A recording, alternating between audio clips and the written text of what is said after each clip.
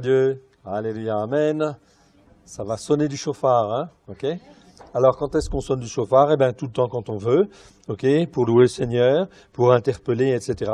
Mais notamment à toutes les fêtes de l'Éternel, on sonne du chauffard. Amen, ok? Voilà. Et à Jéricho, c'était pas des trompettes, hein? Donc, c'était chauffard. Quand ils tournent autour de la ville de Jéricho, etc. Ok? Donc, vous avez en fait dans le psaume 150, par exemple, louez Yah. Louez Dieu dans son sanctuaire, louez-le dans l'étendue où éclate sa puissance, louez-le pour ses hauts faits, louez-le selon l'immensité de sa grandeur, louez-le au son du chauffard. Ok, ici. C'est pas trompette, hein, c'est chauffard. Louez-le avec le luth et la harpe, louez-le avec le tambourin et les danses, etc. Ok? Donc, on loue en fin de compte, quand on commence à maîtriser un petit peu le chauffard, on se sert du chauffard parce que c'est un instrument en fait spécial, c'est un instrument biblique et c'est un instrument non seulement qui ébranle les lieux célestes, donc Satan n'aime pas du tout, ok, et c'est un instrument qui permet en fin de compte de se lever pour Dieu. D'accord? Donc quand on entend le son des trompettes dans les cieux, c'est jamais les trompettes, c'est les chauffards. Toujours des chauffards. D'accord? Donc dans l'Apocalypse, quand on parle des trompettes, ce n'est pas des trompettes, hein, c'est des chauffards. Dans la pensée hébraïque, c'est toujours des chauffards. Les sons qui viennent du ciel, tout ça, etc., c'est toujours exclusivement des chauffards. D'accord? Donc c'est un instrument biblique pour interpeller, pour appeler à la repentance, hein, notamment au jour de la fête des trompettes. Ce n'est pas la fête des trompettes, c'est la fête des chauffards, en réalité, où on sonne en fait du chauffard pour appeler les gens en fait à la repentance et justement les interpeller une fois par an sur le fait simplement est-ce que vous êtes bien inscrit dans le livre de vie. Donc au travers de Yeshua, ça nous parle. Est-ce que vous êtes toujours bien inscrit dans le livre de vie de l'agneau? Autrement dit, est-ce qu'au cours de l'année passée, est-ce que j'ai bien fait la volonté de Dieu? Amen. C'est ça. Donc normalement, cette fête, elle est pour rappeler normalement aux croyants, ok, est-ce que se poser en fait les bonnes questions? Est-ce que nous avons fait au cours de l'année passée la volonté de Dieu ou pas la volonté de Dieu? Si j'ai fait la volonté de Dieu, c'est bien. Si je ne suis pas sûr de l'avoir bien fait, je demande pardon en fait à Dieu. D'accord? Donc tant que cette fête elle existe, c'est toujours un appel à la repentance possible. Ok? Et bien sûr, en fin de compte, qui demande pardon, reconnaît ses fautes, Dieu pardonne. Et on change de voie pour se recaler. Donc d'année en année, c'était le but de la fête des trompettes, c'était de ramener les croyants. Donc dans les églises, on aurait dû toujours sonner en fait du chauffard, okay, à la fête des trompettes, okay, tout simplement pour interpeller les gens. Est-ce que vous êtes bien sur les bonnes racines? Est-ce que vous êtes bien dans la volonté de Dieu? Etc. Okay, ça aurait dû se faire. Mais depuis Constantin, 4e siècle, ces fêtes ont été supprimées. Donc la signification spirituelle et la raison d'être de ces fêtes, eh ben, elle n'existe plus. Donc plus personne ne se pose des questions en fait maintenant. Okay? C'est ça que c'est dommage. Donc ces fêtes, elles avaient bien une dimension. Okay? C'est bien comme on disait hier soir, Moed, c'est une manière d'éduquer, de former, etc., afin d'être un témoin en fait dans le monde. Okay? Donc la fête de Rosh Hashanah, la fête des trompettes, c'était en fait le but d'appeler en fait à la repentance.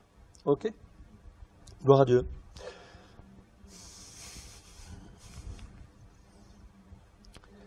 Bien, alors ici nous sommes dans le livre de Samuel, donc on va continuer. Merci Seigneur de ta bonté, de ta fidélité chaque jour. Merci Seigneur pour ces enseignements que tu nous donnes. Oui Seigneur, merci pour ta parole. Que ce qui n'est pas de toi dans le nom d'Yeshua s'en aille dans les lieux arides. Que ce qui est de toi, Seigneur, soit loin de grâce et de vérité. Au travers de Christ Yeshua, ton Fils bien-aimé, et que cela puisse trouver un écho dans chacun de nos cœurs. Oui Seigneur, afin que ta parole puisse produire les racines que toi tu veux, et ne remonte pas au ciel sans avoir pleinement accompli ta volonté, mon Dieu, mon Père. Amen. Donc Yeshua, systématiquement, est présent dans la première alliance auprès de tous les hommes de foi. D'accord? Et il est présent dans la mentalité des gens, en fait, aussi. Okay?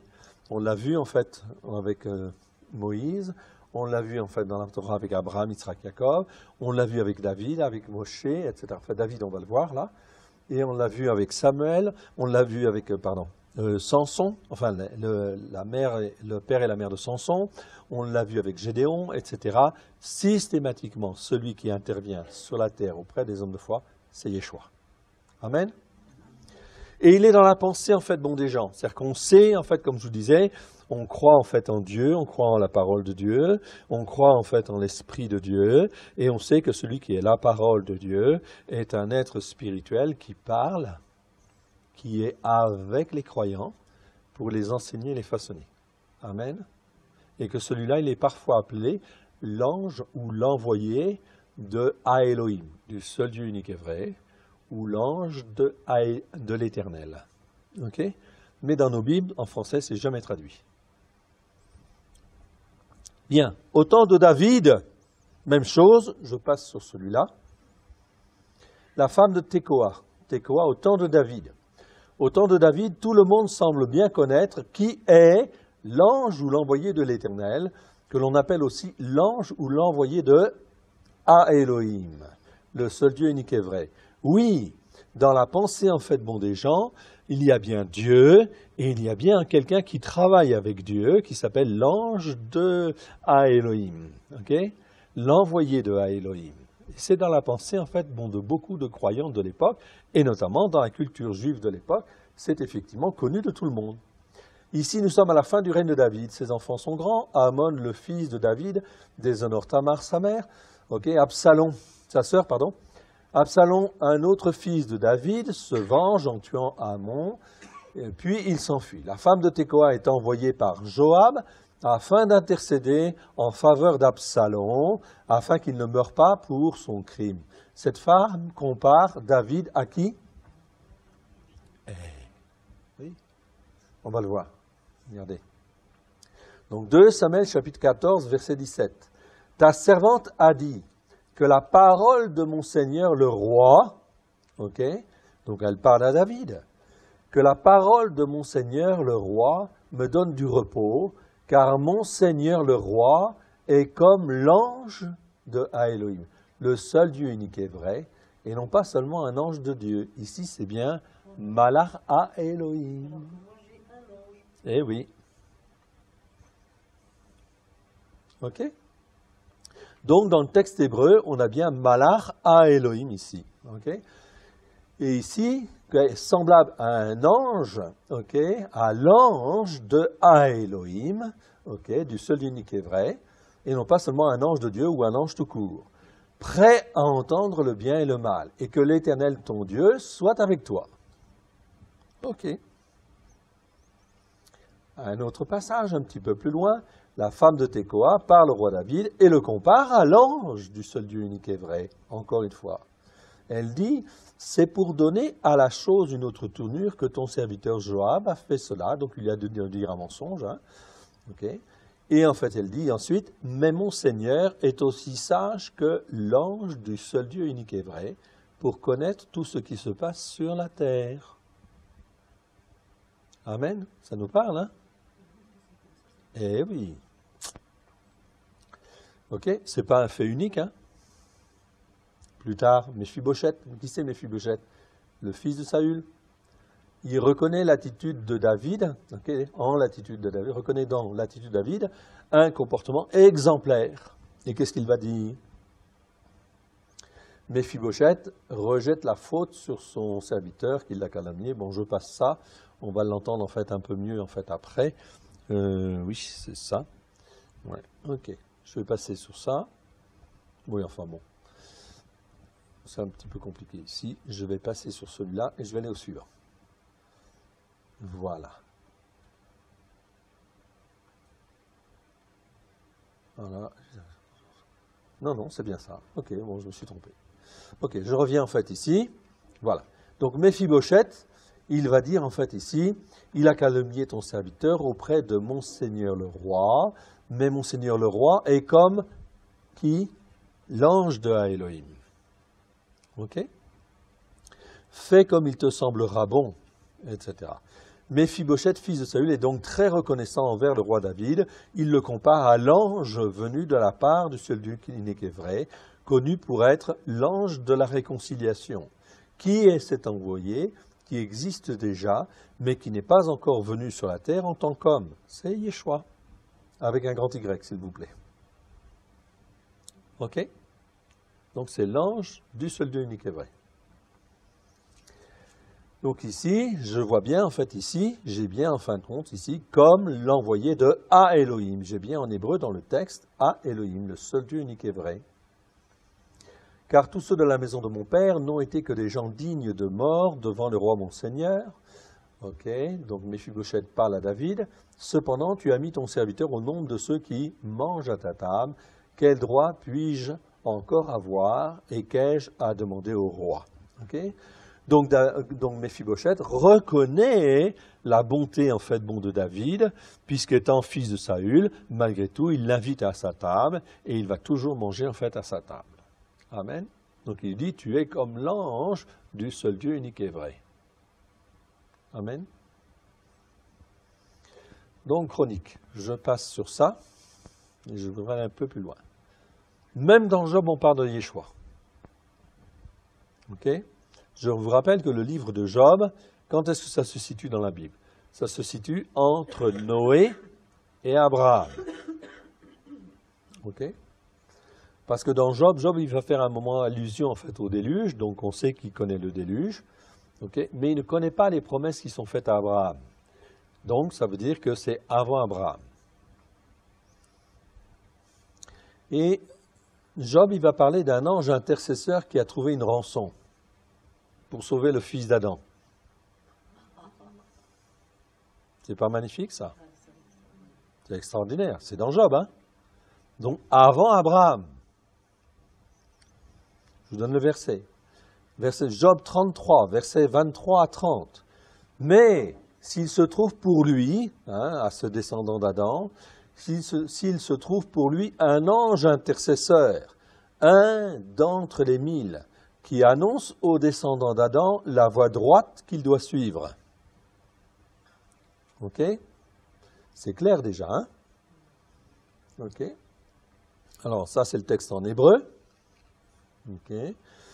Qui a compassion de lui et dit, délivre-le afin qu'il ne descende pas dans la fosse, j'ai trouvé une rançon. Ok? J'ai trouvé une rançon. Voilà. Et sa chair a plus de fraîcheur qu'au premier âge. Il revient au jour de sa jeunesse. C'est une résurrection en fait ici. On parle d'une restauration, d'une résurrection. Avec des mots cachés, on est d'accord, mais on parle d'une résurrection. Et qui est la rançon? Et qui paie la rançon? C'est Yeshua. Alors je m'aperçois que le mot en fait rançon ici, c'est pas n'importe quel mot. C'est le mot kofer en hébreu. Il existe 10 fois, non 17 fois. Et kofer, c'est quoi? Eh bien kofer, c'est notamment le prêtre qui fait l'expiation une fois par an. Il s'appelle le prêtre kofer. D'accord? C'est le prêtre qui fait l'expiation pour le peuple. C'est pour ça qu'en fait ici, je vais trouver le mot kofer. Ok. Donc tout ça nous parle bien sûr de rachat, de rédemption, etc. Ok. En fait, même chez Job, donc tout au long de l'Écriture, ok, il y avait bien en fait la présence, cette notion de salut, de rédemption possible au travers de quelqu'un qui en fait va payer une rançon ou qui a payé une rançon, parce que le temps ne compte pas pour Dieu, hein, okay, et qui en fin de compte a payé la rançon pour racheter. Ce même passage dit « Et adresse à Dieu sa prière qui lui est propice ». Donc le fils d'Adam, il adresse à Dieu sa prière qui lui est propice, okay, lui laisse voir sa face avec joie et rend à l'homme mortel son innocence. On parle bien ici de résurrection, hein? Ok. Donc il adresse à Dieu. Ici, en fait, Dieu, c'est Eloah, et non pas Elohim. Eloah, c'est le singulier de Elohim. Ça veut dire Dieu, mais Dieu tout seul. Donc Dieu le Père. Ok. Donc au temps de Job, il y a cette notion-là de Eloah. Le mot Eloah existe 50 fois dans les Écritures. C'est le singulier du mot Dieu. Okay? C'est Dieu sans pluriel, sans pluralité. Okay? Sinon, Dieu au pluriel, c'est Elohim. Okay, donc c'est pour ça qu'en fait, il y a bien cette distinction. Eloah au singulier, Elohim en fait au pluriel. Okay. Mais ce pluriel, nous, les chrétiens et les juifs messianiques, nous savons que c'est en réalité, c'est bien Dieu, la parole de Dieu et l'Esprit de Dieu, sans ambiguïté.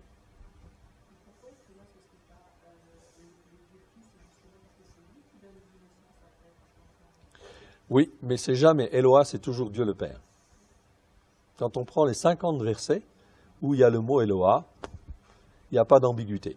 C'est bien Dieu qui est en contrôle de tout, maître des circonstances, qui prend les décisions. C'est bien Dieu au sens, en fait, Dieu le Père. D'accord? Mais pour ça, pour comprendre ça, il faut regarder les 50 versets. Okay. Oui. En fait, Jésus est venu par le Père, c'est le Père. Oui, voilà, c'est ça. C'est pour ça que c'est toujours Dieu, en fait, qui est en contrôle de tout.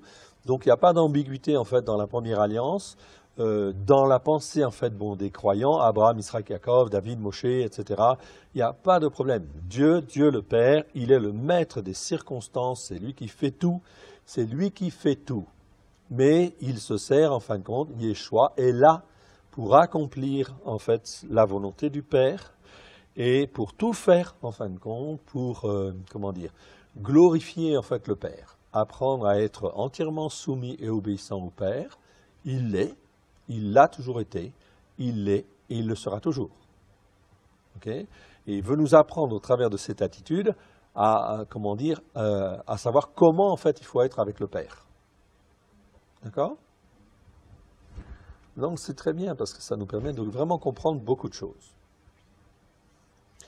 Donc Enoch, en fait, ici, rend à l'homme, l'homme mortel, c'est Enoch. Okay? Tout à l'heure, on avait vu un autre mot, Ish. Okay? Ish, c'est l'homme spirituel, Enoch, c'est l'homme mortel. Okay? Donc l'homme mortel ou l'homme terrestre, ou l'homme méchant, en fait, aussi, parfois, c'est Enoch. Donc c'est différents mots pour dire le mot homme dans la première alliance. Ok. Il chante devant les hommes mortels et dit « J'ai péché, j'ai violé la justice, je n'ai pas été puni comme je le méritais, en fait, ici. » Donc il reconnaît, en fait, avoir péché, mais en fait, ici, il a violé la justice, mais en fait, il n'est pas puni comme il le méritait. Pourquoi? Parce que quelqu'un, un ange, a payé la rançon. Un envoyé de Dieu, c'est mieux de dire un envoyé de Dieu, a payé la rançon. Cet envoyé, c'est Yeshua. Il a délivré mon âme pour qu'elle n'entre pas dans la fosse et ma vie s'épanouit à la lumière. Voilà tout ce que Dieu fait 2 fois, 3 fois avec l'homme mature ou l'homme instruit. Donc ici, encore un autre mot pour dire Dieu. Vous voyez qu'en français, en fait, on traduit toujours par Dieu. Mais ici, en fait, c'est le mot « El ». Okay? Donc c'est El, c'est Dieu, Dieu fort, c'est le Dieu qui agit, comme El Shaddai, par exemple. Okay? Le Dieu tout-puissant pour donner la vie. Donc c'est Dieu fort, Dieu puissant. Voilà tout ce que Dieu fait 2 fois, 3 fois avec l'homme, l'homme mature ou l'homme instruit. C'est-à-dire ici, c'est Geber en fait, c'est un autre mot pour dire homme. Donc ici, la différence, c'est que ça, c'est un homme en fin de compte mortel ou un homme terrestre. Geber, c'est toujours un homme instruit. Mais dans nos Bibles, c'est toujours traduit par homme. Donc le Geber, c'est celui qui écoute la parole de Dieu et qui se laisse instruire, etc. Il devient un mari ou un guerrier, un soldat, un homme fort. Donc ça, c'est Geber. Geber, Geber, c'est un homme instruit. Ou l'homme qui s'instruit. Ok. Et donc ce que Dieu veut, c'est qu'on devienne toujours des Geber. Donc quand je suis sur les racines, en fait, ici, Dieu veut qu'on devienne des Geber. Okay? C'est-à-dire des hommes matures. Okay? Est-ce que je peux devenir un Geber comme Dieu le veut, en fin de compte? Ici, si je suis sur d'autres racines, la réponse est non, non, non, c'est impossible. Okay? C'est pour ça que Dieu veut recentrer les choses. Pour ramener son âme de la fosse, pour l'éclairer de la lumière des vivants. Okay? Donc on comprend toute cette dimension-là. On parle bien ici de résurrection, hein? De rachat et de résurrection. On est pourtant dans le livre de Job. Ok. Charat, c'est la fange, la fosse, la corruption, etc. Ok. Fin de la première partie. Gloire à Dieu. On avance. On n'a plus que les 2 tiers à faire.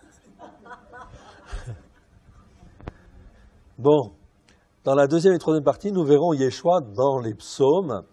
Donc c'était très important, le résumé en fait de la première partie ici de la Torah, c'est bien en fin de compte, en résumé si je peux dire, c'est ce que je disais très souvent, il y a Dieu, la parole de Dieu et l'Esprit de Dieu, les deux sont un, les trois sont un, ok, et celui qui s'appelle la parole de Dieu est un être spirituel toujours présent auprès des hommes, toujours. C'est lui qui forme, qui façonne, qui prend les gens par la main, etc., pour en fait en faire des hommes et des femmes matures. D'accord ? Donc depuis qu'il est venu, Yeshua, depuis que la parole est Oui. homme, Oui, il a envoyé ensuite le Saint-Esprit. oui, Il est toujours là. oui. Donc il continue. Ce qu'il a fait hier, il continue. C'est pour montrer comment il était, mais avec en fait le fait qu'il a tout accompli à la croix, montre que quiconque croit peut avoir la vie éternelle et peut rentrer dans cette dimension spirituelle, ok, extrêmement forte et extrêmement puissante qui existait en fait avant. D'accord ? Et là, il n'y a pas de choix. Que tu sois circoncis, non circoncis, ça n'a pas d'importance. L'essentiel, c'est que tu crois tout ce que Christ en fait a fait. Donc quand il dit tout est accompli pour quiconque croit, c'est-à-dire quiconque vient vers Dieu au travers de Christ, tout est accompli pour qu'il soit transformé, façonné, pour devenir un fils ou une fille d'Abraham, par la foi. Amen. C'est glorieux, hein? Ça fait 2000 ans hein, que tout est accompli. Ça fait 2000 ans qu'on aurait dû enseigner des choses en fait plus profondes qu'elles n'ont été enseignées. Pourtant, elles étaient enseignées au 1er siècle. Mais les déformations sont venues et on a occulté tout un certain nombre de choses, etc., pour ne pas dire toute la vérité, etc., dans le but de créer des institutions humaines, des institutions religieuses, etc., qui ne sont là en réalité que pour, en fin de compte, empêcher les croyants. Amen, de rentrer dans la dimension spirituelle que Dieu veut. Ok ? Donc ça, je dis bien, c'est quiconque croit, quiconque vient sur les racines, ok. Il n'y a pas de problème. Dieu est-il puissant pour façonner, former ? Bien sûr.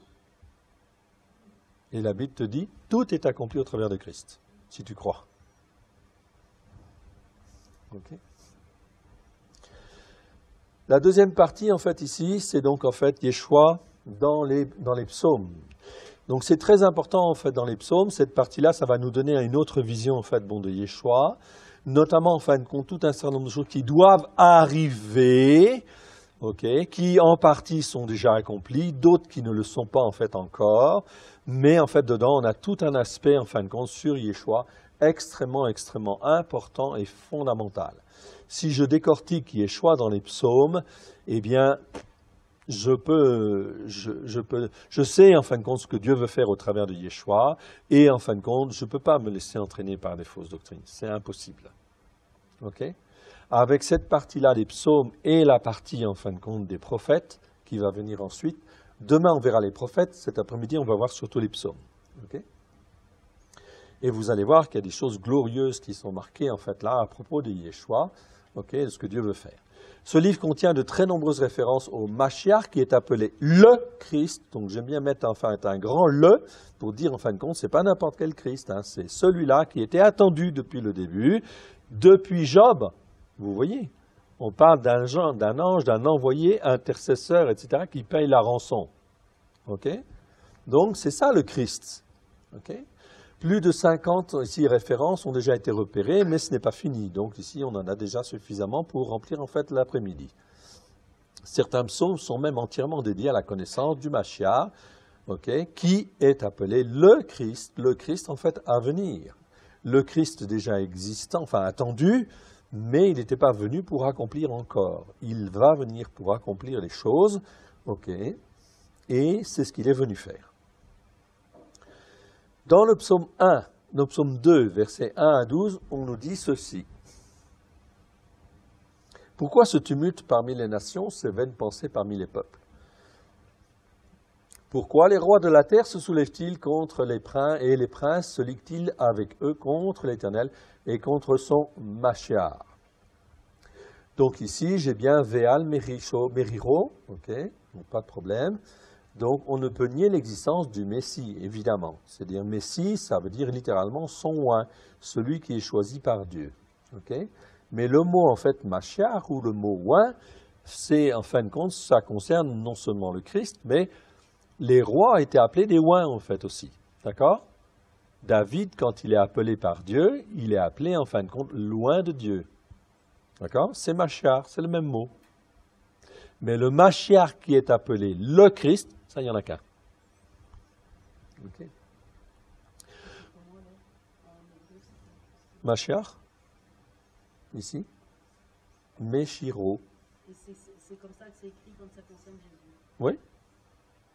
Enfin, quand ça concerne Jésus, c'est le même mot. Hein. Loin, le roi qui est loin, ou Jésus qui est loin de l'Éternel, qui est le Messie, c'est pareil. C'est parce que c'est le contexte qui nous fait traduire par Messie. D'accord?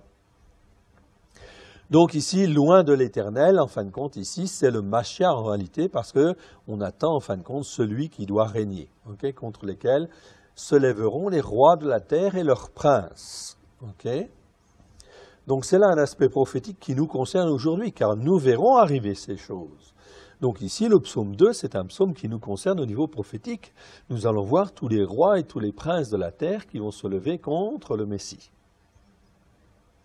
Ce n'est pas réalisé aujourd'hui, encore. Okay? Mais c'est en train de se faire. L'Éternel est son Machiar, deuxième partie. Je continue dans le psaume. Brisons leurs liens, délivrons-nous de leurs chaînes, dit l'Éternel. Okay? Celui qui siège dans les cieux rit. Okay? Le Seigneur se moque d'eux. Okay? Ici, c'est Adonai. Okay? Mais Adonai, c'est un pluriel, hein? D'accord? Sinon, c'est Adon, le Seigneur. Mais Adonai, c'est littéralement, c'est mes seigneurs. Et qui sont mes seigneurs? C'est Dieu, la parole de Dieu et l'Esprit de Dieu. D'accord? Ils sont tous les trois seigneurs, ça je peux dire. C'est mes seigneurs. Okay. Donc, se moque d'eux. Puis il leur parle dans sa colère. Il les épouvante dans sa fureur. Okay. Donc, colère, c'est le mot af, ici. Ça veut dire le nez, en fait, aussi. C'est pour ça qu'en français, on a l'expression « la colère me monte au nez ». Ok, c'est pareil. Donc ici, colère, c'est le mot af.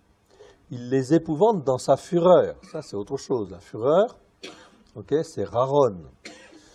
Ok, donc la colère de Dieu, c'est déjà pas soft, hein, ça c'est sûr. La fureur, c'est pire. Ok, c'est une colère encore beaucoup plus débridée. Et puis voilà, ça y va. Hein.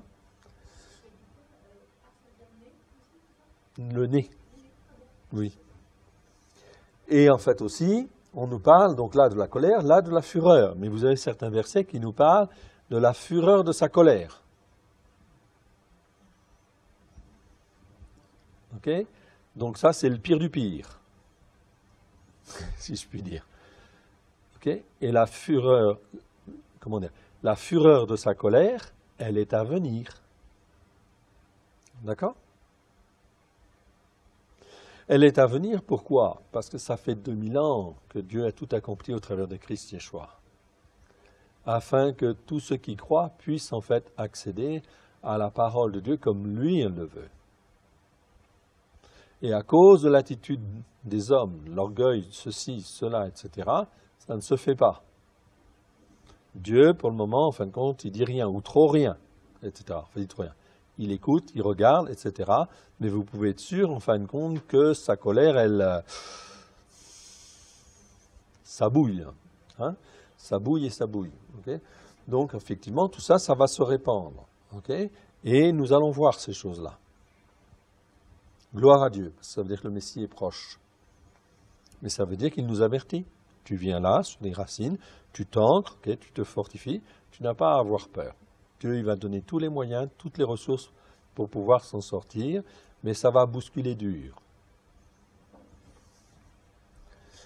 C'est moi, Dieu dit, c'est moi qui ai oint mon roi sur Sion, ma montagne sainte. Donc on comprend cette dimension-là. C'est moi, l'Éternel, Dieu le Père, qui ai oint mon roi sur Sion. Sion, c'est la montagne spirituelle, okay, la montagne sainte, la montagne de Dieu. Okay.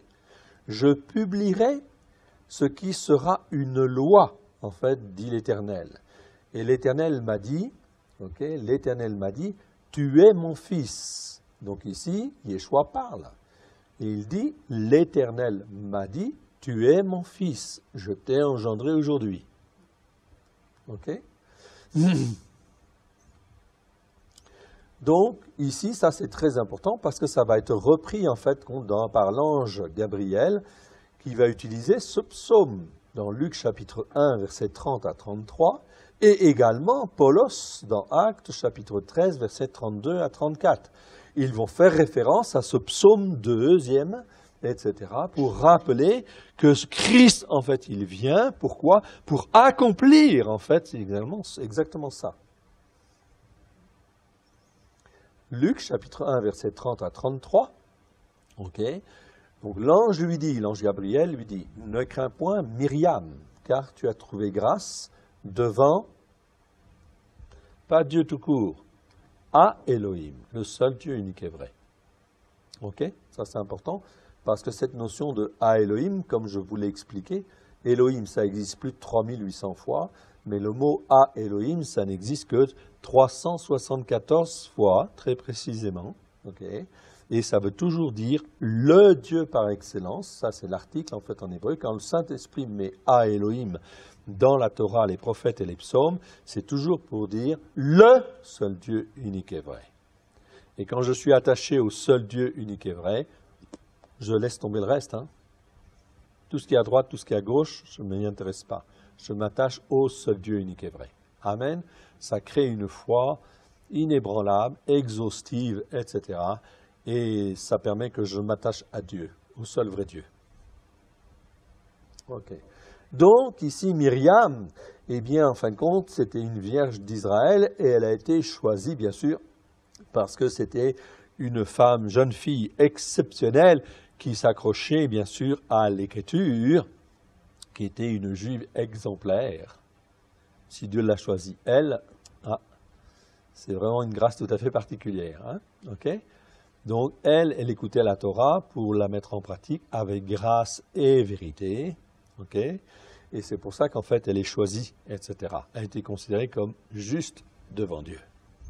Ainsi que Yosef aussi. C'est écrit dans les Écritures. Hein.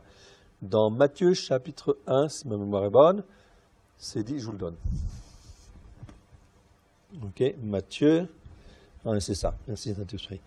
Matthieu chapitre 1, verset 19. Yosef, son époux, qui était un homme de bien et qui ne voulait pas la diffamer, se proposa de rompre secrètement avec elle. On traduit par homme de bien en fait ici, mais ce n'est pas ce que le texte grec dit. Le grec dit homme juste, pas homme de bien. Homme juste, dikaios en grec. Et un homme juste, okay, qui est appelé juste à ce moment-là, c'est quelqu'un qui écoute la Torah et qui la met en pratique. Et qui est irréprochable. Okay? Dikaios, c'est très clair là-dessus. Mais en fait, on ne l'a pas laissé dans les traductions parce que si en fait on veut faire de la théologie du remplacement, on ne va pas dire que Joseph en fait c'était un homme juste, parce que ça veut dire quoi homme juste? Tu poses la question et tu te renseignes. Homme juste, c'est celui qui écoute la Torah. Mais comme on veut dire maintenant que la Torah ça n'existe plus, on va dire homme de bien à la place. On est dans le subtil, hein? Mais après ça induit plein de choses en fait mauvaises. Ok, car tu as trouvé grâce devant Elohim. Et voici, tu deviendras enceinte et tu enfanteras un fils. Et tu lui donneras le nom de Yeshua. Ok, non pas Jésus, mais Yeshua. Pourquoi Yeshua? Pourquoi Yeshua? Parce que Yeshua, qu'est-ce que ça veut dire en hébreu? Presque. Ça veut dire exactement délivrance. Il est la délivrance d'Israël. Ok? C'est pour ça qu'il s'appelle Yeshua. Okay. Parce qu'en hébreu, le mot délivrance, c'est Yeshua. D'accord? Plus précisément, Yesha, ça veut dire salut. Yeshua, ça veut dire délivrance. Et Teshua, c'est la délivrance accomplie, ou la victoire. D'accord? Mais ces trois mots, en fait, en hébreu, Yesha, Yeshua et Teshua, si vous regardez comment ils sont traduits, en fait, dans nos Bibles, eh bien, c'est vraiment mélangé. Alors vous ne pouvez pas vous y retrouver. On est dans la confusion. Donc il faut reprendre le mot en hébreu et dire, voilà, je prends tous les versets où il y a le mot Yesha et je regarde. Je prends tous les versets où il y a le mot Yeshua et je regarde. Je prends tous les versets où il y a le mot Teshua et je regarde. Et là, je comprends en fait la définition. Le Saint-Esprit te montre. Ok? Et ça devient clair. Oui? Non. Non, non. Et voici, tu deviendras enceinte, tu enfanteras un fils, et tu lui donneras le nom de Yeshua, qui veut dire délivrance, parce qu'il est la délivrance d'Israël, en fait, ici, par rapport à tout ce qui a été annoncé. Il sera grand et sera appelé Fils du Très-Haut, et l'Éternel Dieu lui donnera le trône de David, son père. Donc c'est clair, ici, effectivement, c'est l'héritage de David. Il régnera sur la maison de Yaakov éternellement, et son règne n'aura point de fin. Ok. Donc Paulos va utiliser en fait aussi ce passage dans Actes chapitre 13, versets 32 à 34, où il va dire « Et nous vous en annonçons cette bonne nouvelle que la promesse faite à nos pères. » Quelle promesse? Dans la tête de Paul, c'est bien la promesse faite à Abraham, Isaac, Jacob, etc., Joseph, et qui a perduré au travers des siècles. C'est bien de cette promesse-là, okay? Eh bien, elle s'accomplit. À Elohim l'a accompli. Donc ici, ce n'est pas n'importe quel Dieu. En fait, Paulos, il est instruit en fait dans les Écritures. C'était un des disciples les plus instruits. Donc il savait très bien ce que ça voulait dire à Elohim, le seul Dieu unique et vrai. Donc c'est ça qu'il veut dire là. À Elohim l'a accompli pour nous, leurs enfants, en ressuscitant Yeshua, selon ce qui est écrit dans le psaume 2e. Tu es mon fils, je t'ai engendré aujourd'hui. Amen. C'est glorieux, hein? Qu'il l'ait ressuscité des morts, de telle sorte qu'il ne retourne pas à la corruption, c'est ce qu'il a déclaré en disant « Je vous donnerai les grâces saintes promises à David, ces grâces qui sont assurées. » Ok, super. Alors on continue le psaume 2, versets 8 à 12. Demande-moi et je te donnerai les nations pour héritage, les extrémités de la terre pour possession. Okay? C'est ce que Dieu, donc qui est le maître des circonstances, qui fait tout, va faire. Demande-moi et je te donnerai les nations pour héritage. Ok, il dit ça en fait à Yeshua. Demande-moi et je te donnerai les nations pour héritage, les extrémités de la terre pour possession. Tout ce que j'ai créé, je te le donne. Tu les briseras avec une verge de fer et tu les briseras comme le vase d'un potier. Et maintenant, roi, conduisez-vous avec sagesse, ici. Donc ici, c'est très important. Conduisez-vous avec sagesse, c'est bien le mot sakal en fait ici. Donc c'est bien en fait comme un ordre ici. Conduisez-vous avec sagesse par rapport en fait aux Écritures. Ok. Ensuite, ou encore, rendez-vous sage ou faites que vous soyez sage. Ok, c'est ça le sens en fait ici du verbe. Je ne sais plus ce qui est marqué dans la seconde. En fait, ici. Bon, c'est pas grave.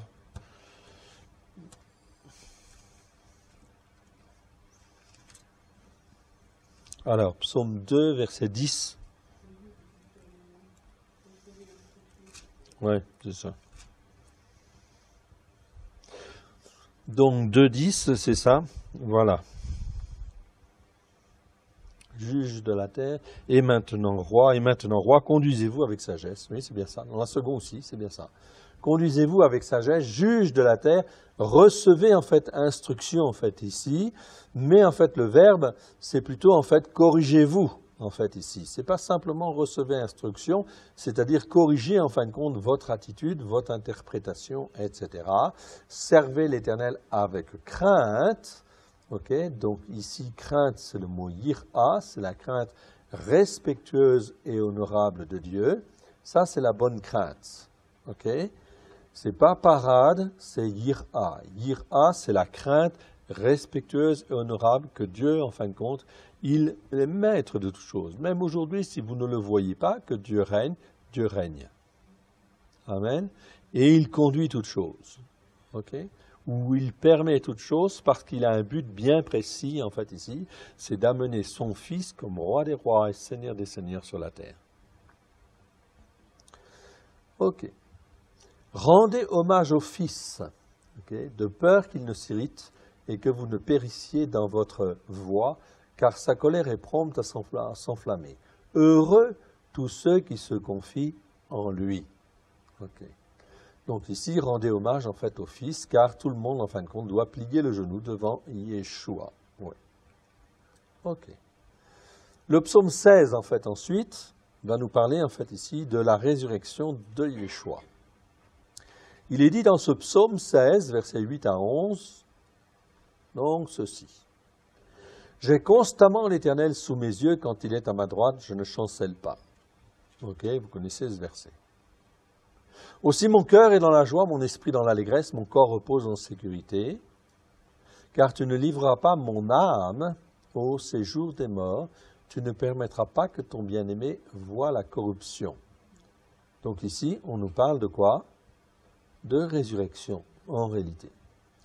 Tout au moins, si je ne le comprends pas, il faut que je le comprenne comme cela, parce que l'Écriture, en fin de compte, est vraiment très claire, et en fin de compte, parce que les disciples l'ont interprété aussi comme ça.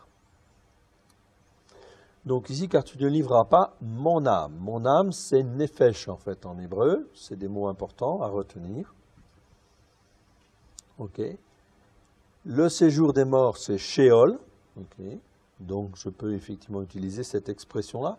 Cette expression, séjour des morts, elle existe depuis le 19e siècle dans les traductions. Je crois que c'est même le second qui a inventé cette dénomination, séjour des morts. Mais elle est intéressante, elle est bonne, a priori. Donc, tu ne livreras pas mon âme au séjour des morts, tu ne permettras pas que ton bien-aimé voie la corruption. Corruption, c'est charat, ici. On avait déjà vu ce mot-là. Donc, on parle en fait bien ici de l'âme, hein? Okay? De l'âme qui ne voit pas la corruption. Okay? Donc, le corps peut mourir, mais l'âme, en fait, perdure tout le temps. Tu me feras connaître le sentier de la vie, il y a d'abondantes joies devant ta face, des délices éternelles à ta droite. Oui, bien sûr.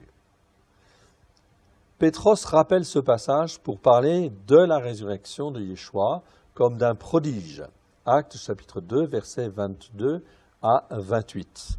Donc vous voyez que les disciples, eux, n'ont aucun problème pour se plonger, en fait, plonger leur interprétation dans les Écritures. C'est cela qui est en train de s'accomplir, etc., et pas autre chose. Ce verset, ce passage, voilà en fin de compte ce que Yeshua est venu accomplir.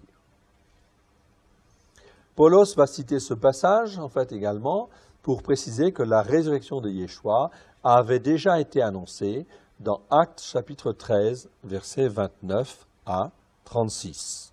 Okay. Je ne crois pas que je les ai mis sur mon tableau. Non. Acte 13, je vais lire le dernier, à titre d'exemple. Donc, Acte 13, versets 29 à 36. Donc, il va dire en fait ici, voilà. Et après qu'ils eurent accompli tout ce qui est écrit de lui, okay. Donc acte 13, donc c'est la prédication de Paul à Antioche. Donc il va dire en fait ici, voilà, donc, voilà. Et après qu'ils eurent accompli tout ce qui est écrit de lui, ils le descendirent de la croix et le déposèrent dans un sépulcre. Mais Dieu l'a ressuscité des morts, il est apparu pendant plusieurs jours à ceux qui étaient montés avec lui de la Galilée à Jérusalem et qui sont maintenant ses témoins auprès du peuple. Et nous vous annonçons cette bonne nouvelle, que la promesse faite à nos pères, donc on parle de la promesse faite à nos pères, donc à qui? À Abraham, Isaac, Jacob. Dieu l'a accompli pour nous, leurs enfants, en ressuscitant Yeshua, selon ce qui est écrit dans le psaume 2e, « Tu es mon fils, je t'ai engendré aujourd'hui ».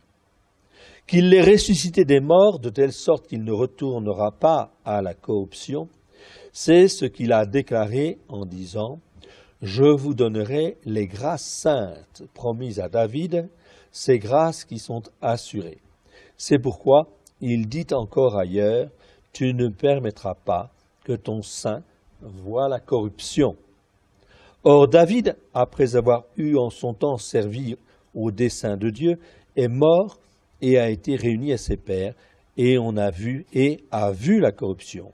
Mais celui que Dieu a ressuscité n'a pas vu la corruption. Amen. Donc on parle vraiment de résurrection, de puissance de la résurrection en fait ici. Ainsi, quand je donne mon cœur et ma vie à Yeshua, tout est accompli pour que je considère que j'appartiens en fait à Dieu, que je suis ressuscité en nouveauté de vie et que je ne verrai pas la corruption. Amen. Que nous ne verrons pas la corruption. Notre corps va peut-être mourir, mais pas notre âme. C'est-à-dire que le rachat, il est fait pour que notre âme puisse vivre éternellement avec Christ. Amen. Ça prend une autre dimension là. Hein? C'est ce que l'Écriture dit. C'est ce que je dois croire, parce que l'Écriture dit ça. Ok? Mais on est ici sur des fondements, pour que les promesses faites à Abraham, Isaac et Jacob puissent s'accomplir en fait dans nos cœurs et dans nos vies. Amen. Okay. Donc on est dans une dimension spirituelle qui est tout à fait autre, hein, okay, et très importante. Ok. Psaume 22. Le psaume 22 est très très riche. On nous parle du Messie souffrant et du Messie victorieux. Okay, Messie souffrant et le Messie victorieux. Il y a beaucoup de détails dans ce psaume. Psaume 22, verset 1. On cherche descendre sur Ayelet à Charar, psaume de David. Donc c'est bien écrit comme ça. Ayelet à Charar. Ok, bon. Ok, Ayelet à Charar est traduit par certains par biche de l'aurore. Ok, parce qu'on ne sait pas, ils ne savent pas traduire en fait ces mots-là. Ok, mais c'est pas, ça exprime autre chose. Ça exprime plutôt l'idée d'une force de salut qui doit surgir, éclater au grand jour pour la rédemption des hommes. Ça, c'est plus parlant. C'est mieux que biche de l'aurore. Hein? Mais c'est exactement ça dont on parle, en fait, ce psaume-là, en réalité. On nous parle du Messie souffrant, la première partie, et la deuxième partie du Messie victorieux. Donc on parle bien, en fin de compte, de la force de salut qui doit surgir, éclater au grand jour pour la rédemption des hommes. Donc on ne peut pas expliquer en fin de compte cela en deux mots, traduire en français, ça c'est impossible. Donc on est obligé de donner en fait une expression en fait ici pour exprimer ce que ça veut dire. Ok? Plutôt que biche de l'aurore qui ne veut pas dire grand chose en fait. Alors pourquoi les traducteurs en fait ils disent biche? Ils disent en fait biche parce qu'en hébreu en fait biche c'est ayala. Et ici, on a Ayelet. Donc, ça ressemble. Okay? Donc, comme ça ressemble et qu'ils ne savent pas ce que ça veut dire, eh bien, ils disent en fin de compte, bon ben voilà, on va dire en fin de compte, voilà, ça va être une biche, okay, qui en fin de compte annonce l'aurore, etc.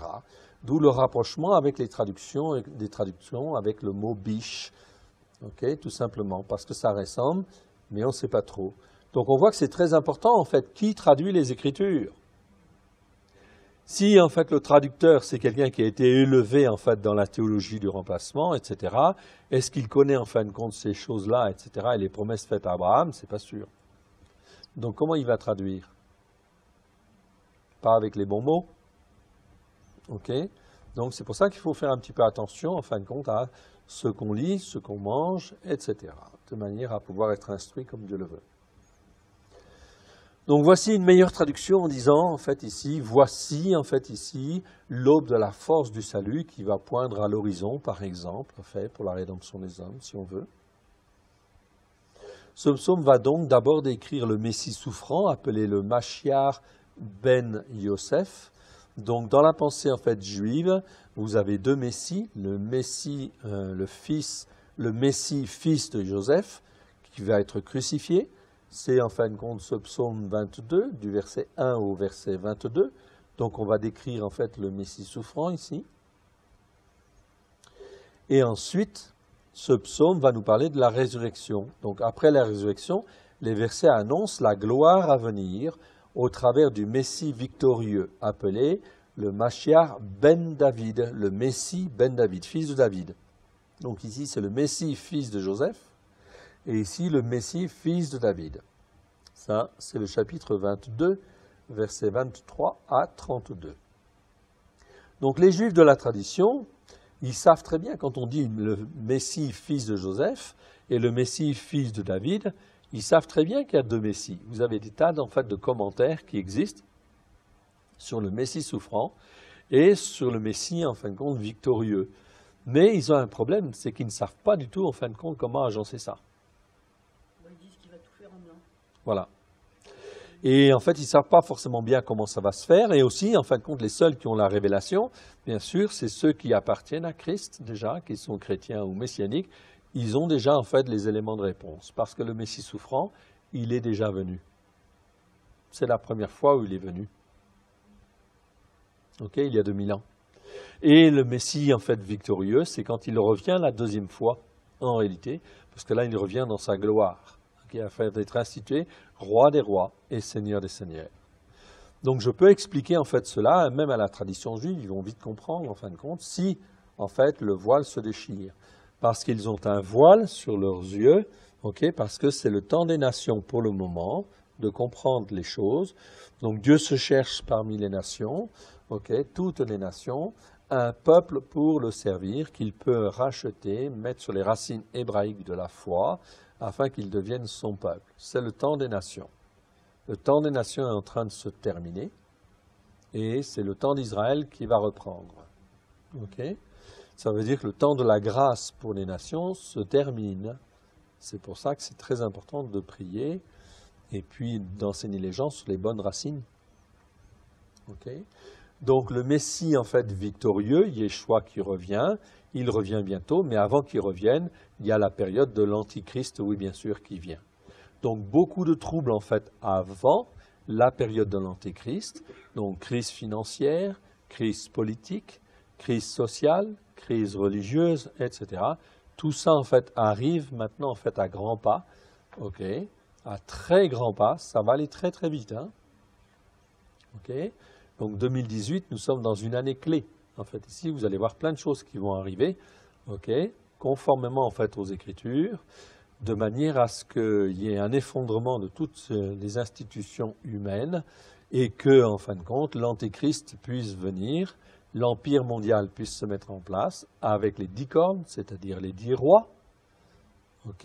Donc les nations vont être obligées de s'associer. Ce n'est pas qu'ils ont envie de s'associer, mais ils vont être obligés de s'associer compte tenu des catastrophes qui viennent dans le monde, à contre-cœur, mais ils vont être obligés. Et ainsi, il va y avoir donc 10 nations principales qui vont dominer le monde, avec 10 rois, et à un moment donné, 3 de ces 10 rois tombent. Et quand 3 de ces 10 rois tombent, il y en a un qui prend en fin de compte le contrôle de tout, c'est l'Antichrist. C'est à ce moment-là que commence l'Apocalypse, chapitre 13, versets 1 à 2, c'est le règne de l'Antéchrist pendant 7 ans. Qui règne sur le monde entier. Pendant 3 ans et demi, il va remettre de l'ordre partout dans le monde, mais pas gentiment, avec en fait la force du léopard, c'est-à-dire du nazisme, du fascisme, en Europe, l'ours pour en fin de compte l'Orient au nord de l'Orient, l'URSS, l'ancienne URSS, et le lion, c'est-à-dire en fin de compte l'islam, ou l'Empire ottoman restitué, etc., ou enfin un empire islamique, etc., qui domine un peu partout. Sauf sur Israël.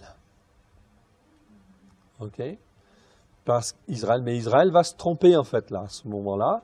Pourquoi? Parce qu'Israël va faire alliance avec l'Antichrist, croyant que c'est le Messie.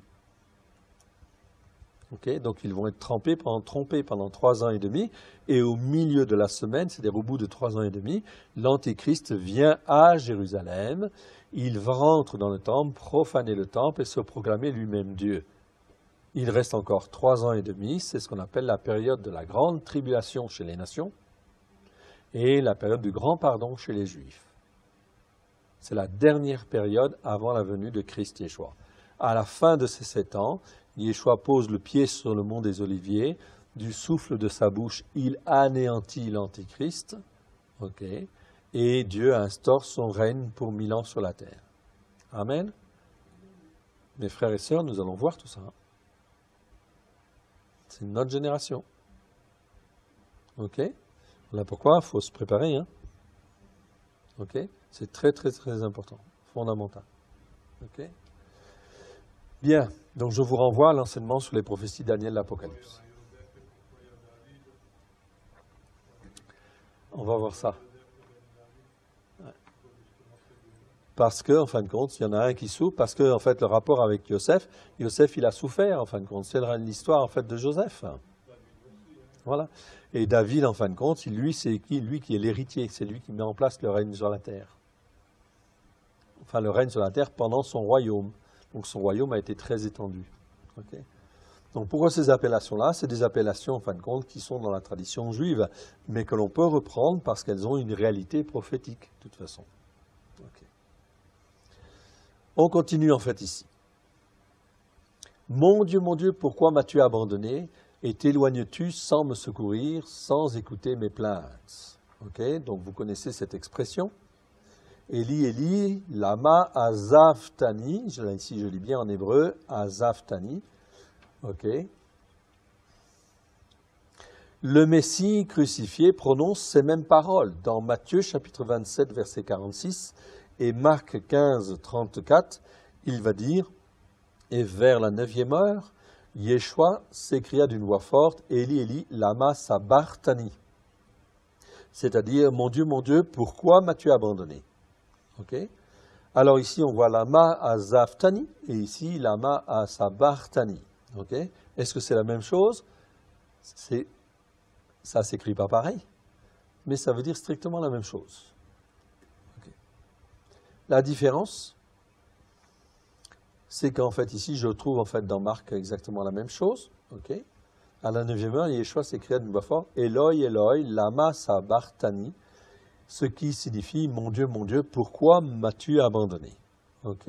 Donc là, je trouve bien, en fait, lama sabachthani et là, lama azavtani. Ici, Eli, et ici, Eloi. Ok. Mais en réalité, c'est la même chose. La différence, c'est que lama sabachthani, c'est en araméen, et lama azavtani, c'est en fait en hébreu. Donc ça, c'est de l'hébreu, mais ça, c'est de l'araméen. Ça, c'est de l'hébreu, et ça, c'est de l'araméen. Ok? Tout simplement. Mais ça veut dire la même chose. Eloi, c'est de l'araméen. Eli, c'est en fait de l'hébreu. Ça veut dire mon Dieu. Ça vient du mot El. Eli, ça veut dire mon Dieu, en hébreu. Ok? Donc, Yeshua, en fait, vous le voyez en fait ici, de manière en fait stricte et extrêmement précise, il meurt et il prononce en fait des paroles qui ont été dites au début du psaume en fait 2, c'est 22, du psaume 22, qui est écrit quand? Du temps de David, c'est-à-dire presque 1000 ans avant. D'accord? Presque 1000 ans avant. Ce qui veut dire, effectivement, c'est extrêmement précis.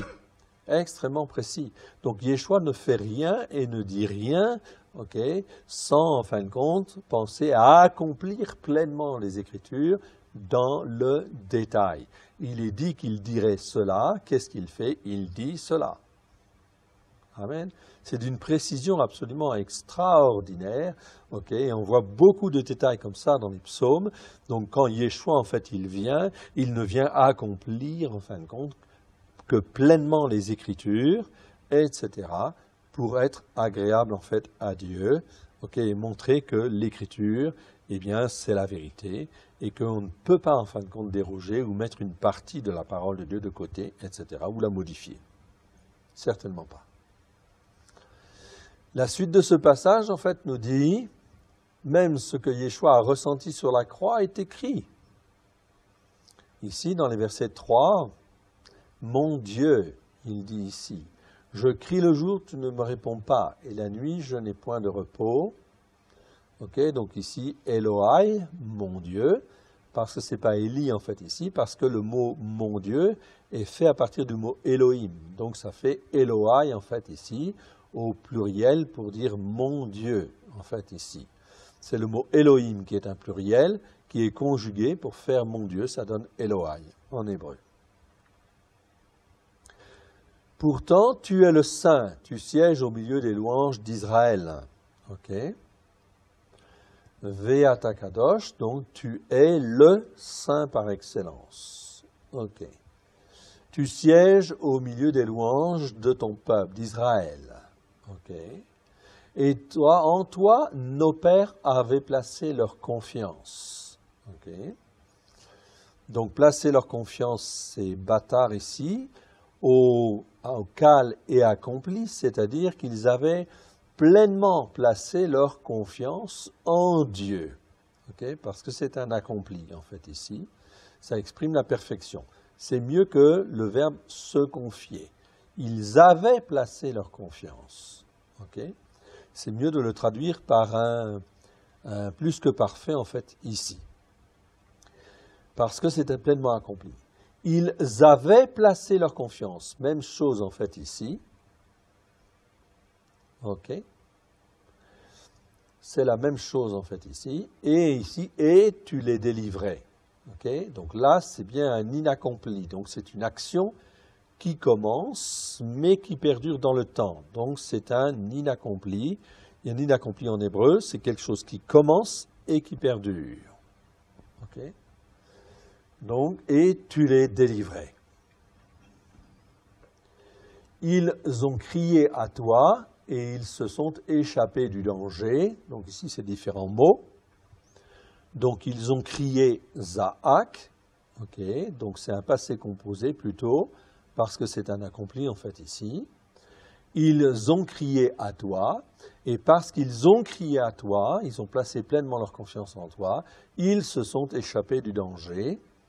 Ok, donc même chose, malat ici, c'est-à-dire, en fin de compte, c'est un accompli, donc ils se sont échappés, c'est quelque chose qui est fait, donc ça veut dire faire échapper ou s'échapper du danger. Ils avaient placé leur confiance, même chose que ici, okay, en toi, et ils ne furent point confus. Amen. Donc quand je place ma confiance en Dieu, de tout mon cœur, de toute mon âme, de tout mon être, sur ce qu'il a pu dire lui, si je place ma confiance, ça tire ma foi vers le haut. Amen. Et c'est sûr qu'il y a la récompense derrière. C'est sûr qu'il y a la délivrance derrière. Amen. Ok. Ensuite, ils n'ont pas été confus. Bouche, en fait, ici, c'est au cal, et c'est en fait aussi un accompli. C'est-à-dire, ils ne furent point confus. Ok. Cela continue. Et moi, je suis un ver et non un homme, l'opprobre parmi les fils d'Adam et le méprisé du peuple. Donc, je suis un ver, en fait, ici, mais ce n'est pas n'importe quel mot en hébreu pour le mot ver. C'est tolaat. Et tolaat, c'est un ver spécial. C'est une allusion à un ver appelé Coccus illicis, qui donne une couleur écarlate. OK? Donc, voilà pourquoi il dit, en fait, ici, c'était le rouge qui était utilisé pour, en fait c'était une couleur très noble et, en fait, très difficile à obtenir, etc. Mais ça donnait une couleur, en fait, rouge écarlate. Et moi, je suis, en fait, un ver, au sens qu'en fin de compte, mon sang est répandu, ok, et je ne suis même plus, en fait, un homme. Ok? Ici, ish. L'opprobre, je suis l'opprobre parmi les fils d'Adam, c'est-à-dire le plus méprisé des fils d'Adam, ok, le méprisé du peuple, ok, parmi toute la création. Le ver, il est nul en plus. Oui. Tous ceux qui me voient se moquent de moi, ils ouvrent la bouche, secouent la tête. Recommande-toi à l'Éternel et il te délivrera, dit ce verset. Okay. Donc délivrer, c'est ici le mot palat. Palat en hébreu, cela nous parle de délivrance, on est d'accord. Mais c'est un mot un petit peu particulier, c'est-à-dire palat, c'est toujours une délivrance qui est puissante et qui arrive très souvent à la dernière minute. Ok? Donc Dieu, au travers des épreuves, qu'est-ce qu'il nous fait? Il nous fait comprendre comment il est et il nous fait comprendre aussi qu'il veut en fait tirer notre foi au maximum. Donc des fois, en fait, il nous fait patienter, patienter, patienter dans l'épreuve. Et si nous marchons par la foi, la délivrance ultime, la délivrance qui vient à la fin, c'est toujours palat en hébreu. C'est la délivrance qui vient à la dernière minute. Ok? Il te délivrera, c'est pour ça que tu dois croire. Quand tu crois en fait en Dieu, eh bien tu dois croire toujours, toujours, toujours, rester avec la même persévérance pour tirer ta foi vers le haut, okay, dans l'espérance que Dieu va te donner la délivrance. Si tu crois que Dieu va te donner la délivrance, tu vas avoir la délivrance. Si tu ne crois pas que tu vas avoir la délivrance, tu ne vas pas l'avoir. Ça va? Ok. Recommande-toi à l'Éternel, il te délivrera et t'arrachera du danger, en fait, ici. Donc, c'est un autre mot, en fait, ici, natsal, qui, en fait, est conjugué à l'inaccompli ici. Ça veut dire arracher du danger, plus précisément. Ok, il te délivrera, il t'arrachera du danger, puisqu'il t'aime. Ok, c'est ce qui est écrit dans Matthieu, chapitre 27, verset 43. Ok. Oui, tu m'as fait sortir du sein maternel, tu m'as mis en sûreté sur les mamelles de ma mère. Dès le sein maternel, j'ai été sous ta garde, dès le ventre de ma mère, tu as été mon Dieu ici. Ok, mon Dieu. Ne t'éloigne pas de moi quand la détresse est proche, quand personne ne vient à mon secours. Ok. Je continue en fait ici, je vais terminer avec le psaume 22 et on fera la pause après. Donc le Messie souffrant en fait ici, non, c'est toujours le Messie souffrant ici. De nombreux taureaux sont autour de moi, des taureaux de Bassan m'ont assiégé. Okay, donc ici taureau c'est le mot par, donc par au singulier, porim en fait au pluriel. Donc ça n'a rien à voir avec nos taureaux, hein. C'est des taureaux en fin de compte très puissants en fait ici déjà. Et ensuite ici on parle en fait de taureaux de Bassan en fait ici, c'est des taureaux encore plus puissants que cela.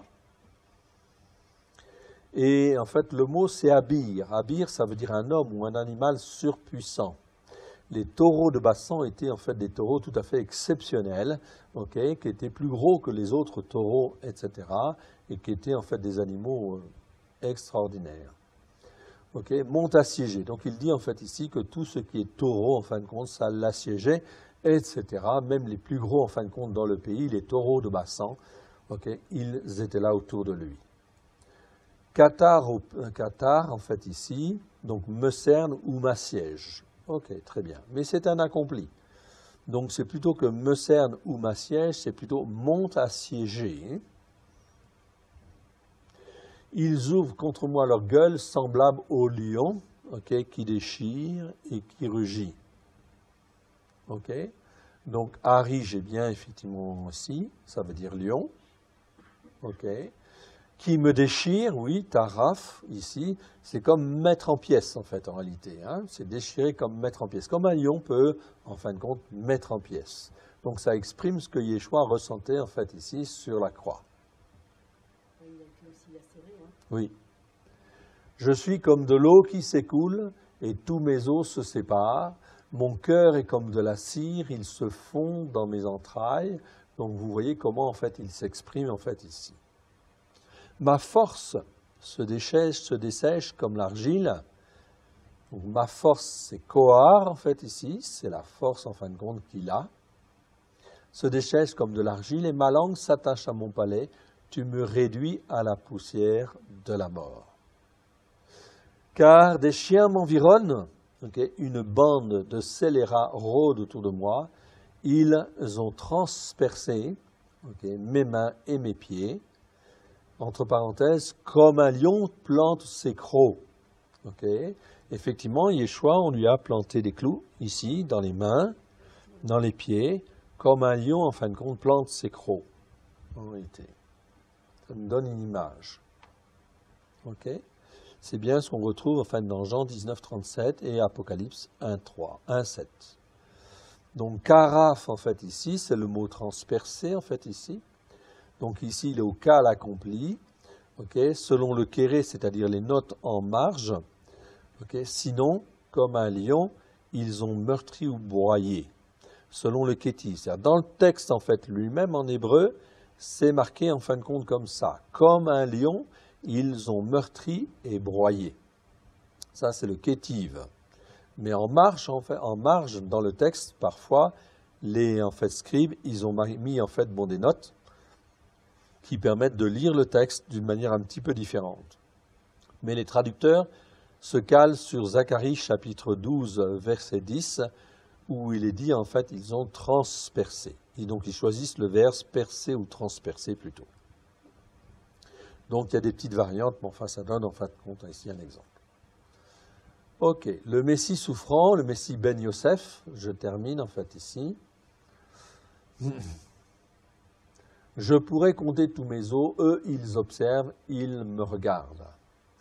Ils se partagent mes vêtements, ils tirent au sort ma tunique. Donc vous voyez que dans le psaume 22 ici, on parle bien de quelque chose de très précis. Et que s'est-il passé en fait dans les Écritures? On regarde Matthieu chapitre 27, versets 35 à 36. Jean chapitre 19, versets 19 à 24, et on voit que les soldats, ils se partageaient en fait les vêtements d'Yeshua. Ils tirent au sort sa tunique. Donc voilà, ils ont déchiré en fin de compte, ils se sont partagés les vêtements, mais par contre la tunique, comme c'était une belle pièce, c'était une pièce en fait d'un seul tenant, c'était vraiment une très très belle tunique, celle-là ils ne l'ont pas partagée, mais ils l'ont tirée au sort. C'était écrit 1000 ans avant que ça ne vienne. C'est pour vous dire en fait la précision en fait des Écritures et que Dieu en fin de compte permet ces choses-là afin que s'accomplissent les Écritures. Et toi, Éternel, ne t'éloigne pas, tu es ma force. Donc ici, Yeshua place en fait pleinement sa confiance en Dieu. Et ici, en fait, pour le mot force, c'est le mot Eyalouti en fait ici. Tu es ma puissance, tu es ma résurrection, etc. Mais ce n'est pas ma force au sens de ma force comme les autres mots Kohar ou Oz. C'est en fait ici, tu es ma force, c'est-à-dire que ça n'existe qu'une seule fois ce mot-là. Et ça exprime la force naissante du salut pour la rédemption des fils d'Adam qui ne vient que de l'Éternel. Donc, Eyalouti, c'est la force, la puissance de résurrection, qui est en train, en fin de compte, de naître au travers de tout ce qui est en train de se passer, en fait, là. Amen. Donc, Yeshua a conscience de ces choses-là. Il est dans une pleine souffrance. Dieu, il ne le sent plus du tout. Pourquoi? Parce qu'il est rejeté comme un pécheur. Et il fallait qu'il soit pleinement rejeté, en fin de compte. Pourquoi? Pour porter tous les péchés, en fait, de ceux qui croient. Et, enfin, de ce fait-là, il a été condamné comme un pécheur. Comme quelqu'un qui était complètement rejeté. Donc, il ne sentait plus la présence, en fin de compte, de Dieu. Et pourtant, sa foi lui permet de dire, toi qui es ma force, je ne te sens plus, mais tu es là. Tu es ma force pour me restaurer. Amen. C'est extrêmement fort parce que bien souvent aussi, des fois, dans les épreuves que nous pouvons traverser, des fois on ne sent plus Dieu. Et on a l'impression qu'on est abandonné de Dieu. Mais Dieu, il est toujours là.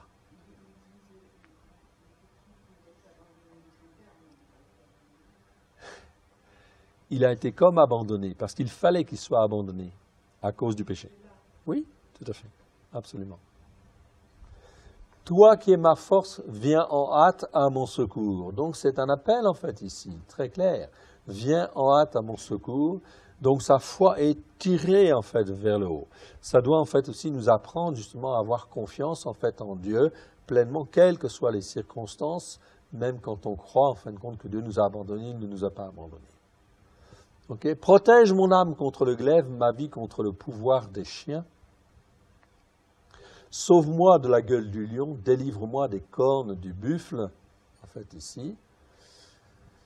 Donc ici le mot hébreu rem, veut dire buffle ou grand aurore, grand auroch ou taureau sauvage très puissant d'hier qui n'existe plus de nos jours.